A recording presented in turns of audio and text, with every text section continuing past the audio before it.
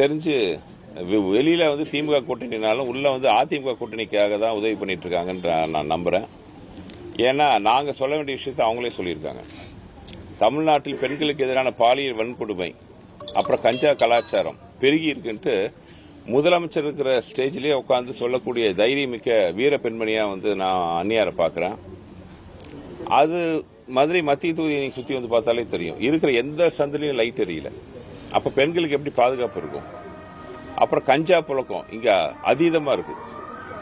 So இதுக்கெல்லாம் தீர்வு இப்ப நான் எல்லாருக்கும் வாக்குறுதி கொடுத்திருக்கேன்.